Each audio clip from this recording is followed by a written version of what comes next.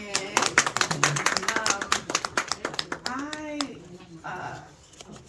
I'm just sitting here listening and being in a space full of women.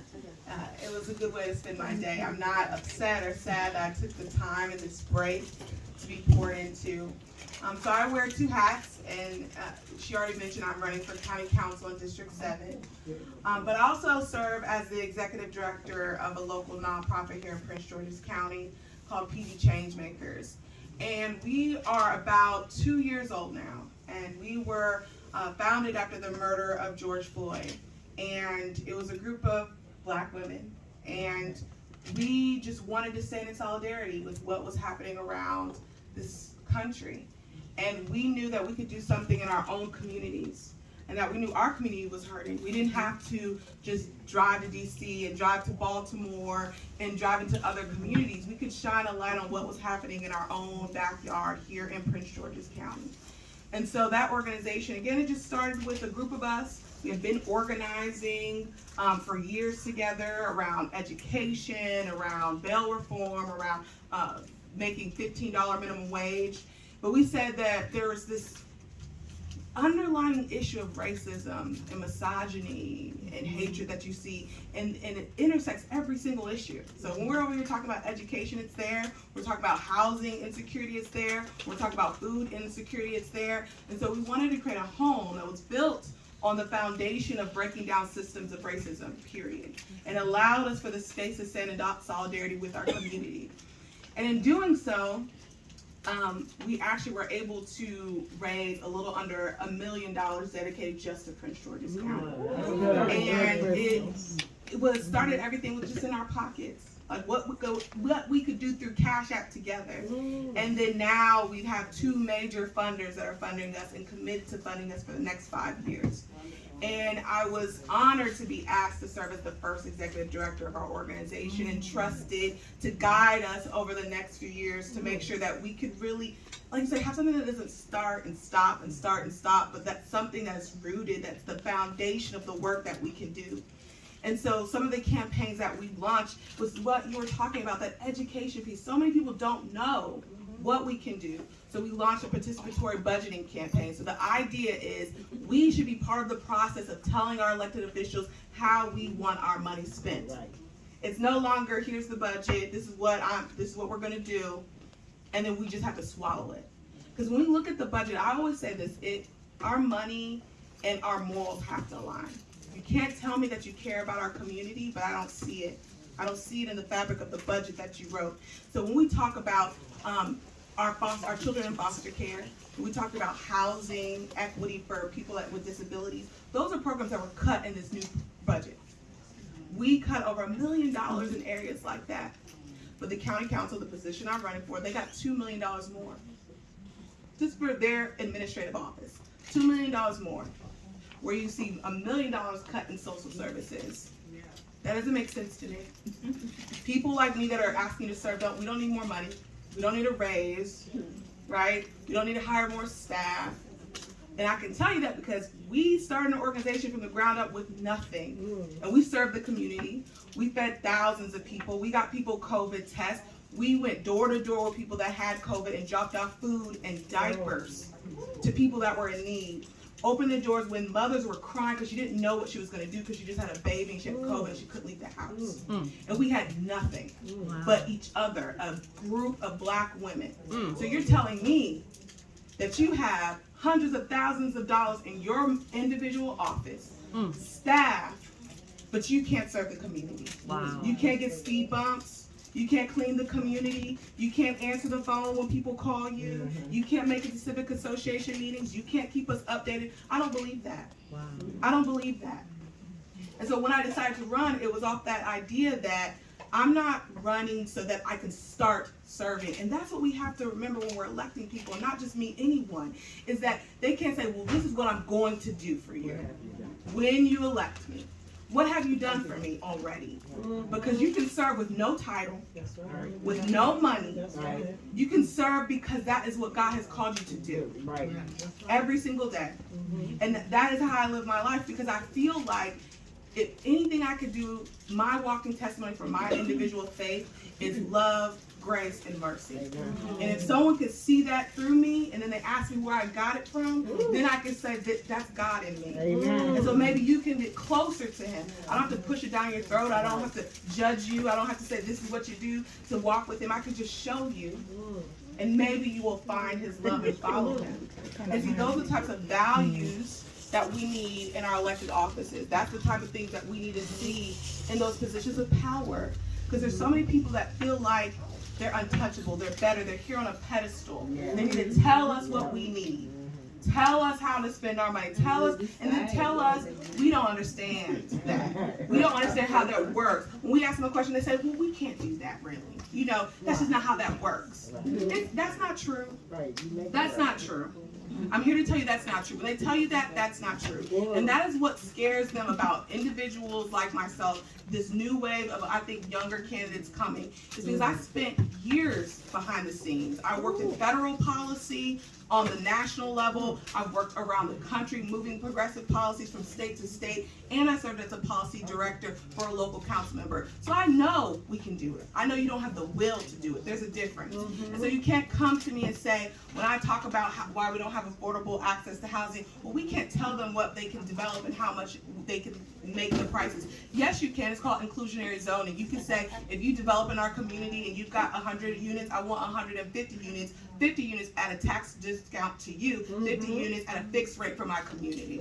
You can say that. You can say, no, we're going to have rent stabilization so that you can't raise the rent over and over and over. You can only raise it at the cost of income that goes with the community. It's a rate. So it's not saying that we're trying to make you not make more money. We're saying, okay, if inflation happens, the rate can go up. Not just you want to gentrify our community, so you put the rate up and then you kick people out. We could do that. And they do it in other communities. But we don't do it here in our own communities. And it's people that look like us with Democrats behind their names that don't do it. And so that's why we have to look beyond that. And so our organization is about win or lose for myself, I'm not going anywhere. I've been here and I plan on still pushing the issues.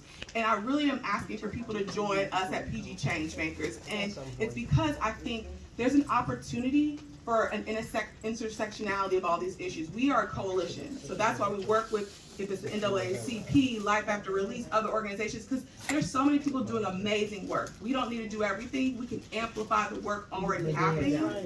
But what we want to do is make sure that we're moving as one band, one sound, because that's where the power comes. Because when we're united on an issue, it's harder to break us down. So we come together, we set the table, and we move as one. So we've also launched our new fellowship program where we're paying students $2,000 each to come in and learn how to be an organizer. It's one of the fields that you don't see a lot of people that look like us in. And so, because it's a harder field to get in because it's one of privilege. You know, you don't have, so they usually don't pay, you have to take jobs for free. So it's all about, we know that our children, and specifically for children of color, unapologetically, 15 to 19 years old, it's a 3-month program. We're teaching them base building, how to organize, build a campaign, and then we're saying, what are the problems in your community?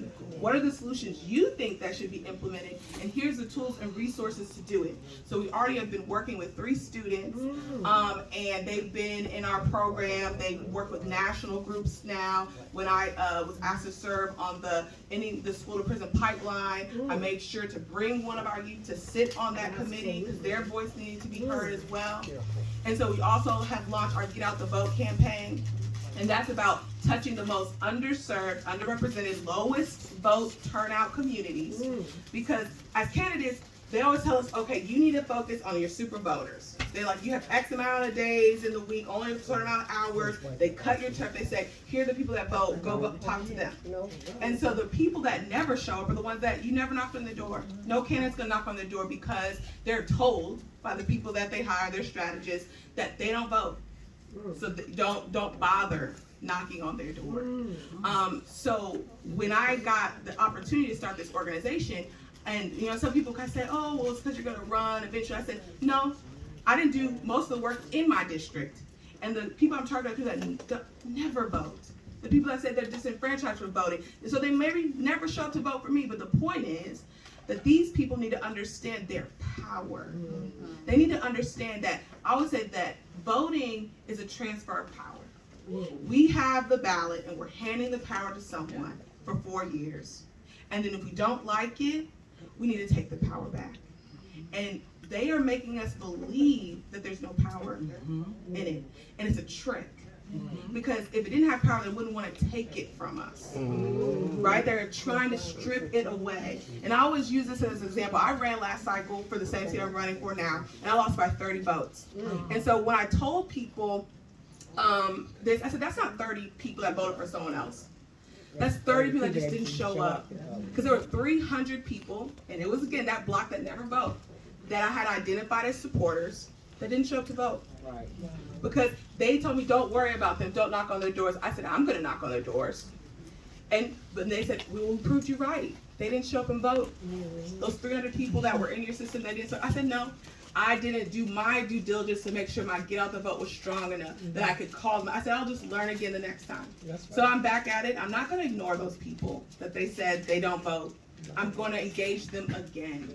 And so I knock on so many doors and they say, no one's ever knocked on my door. No one has ever come to talk to me about my issues.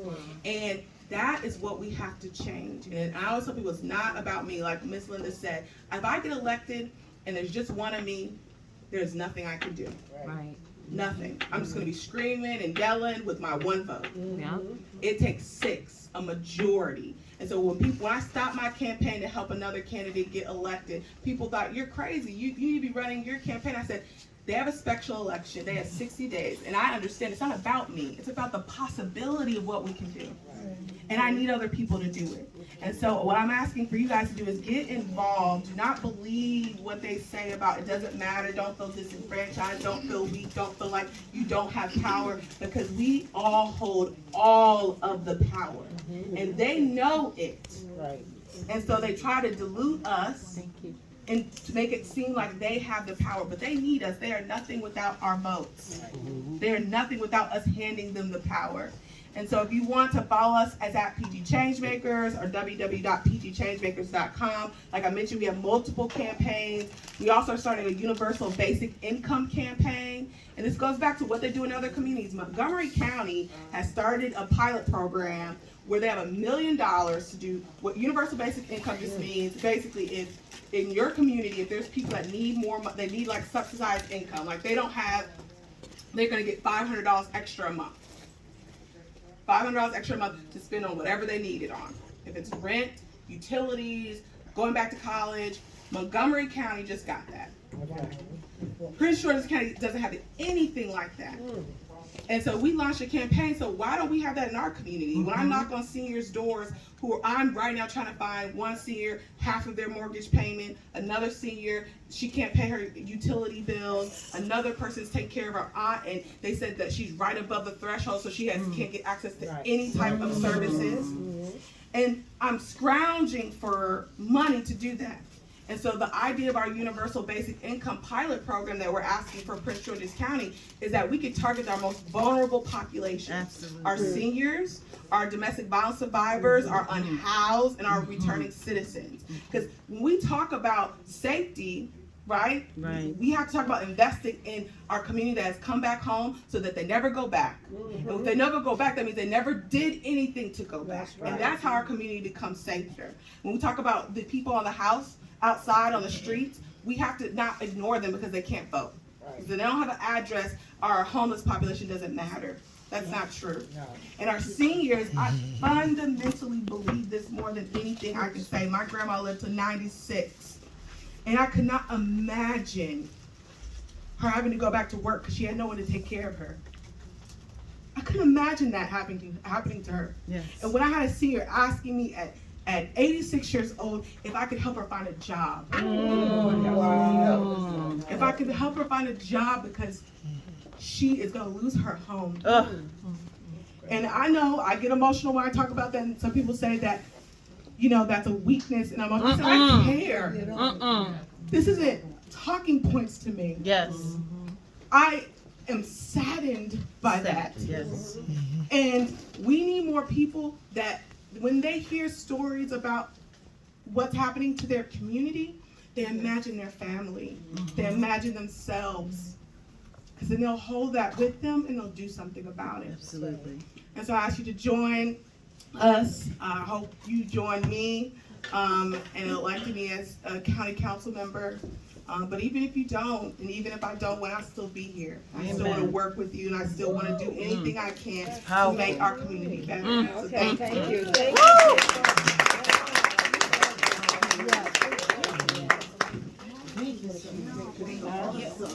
I don't know if you like a baby,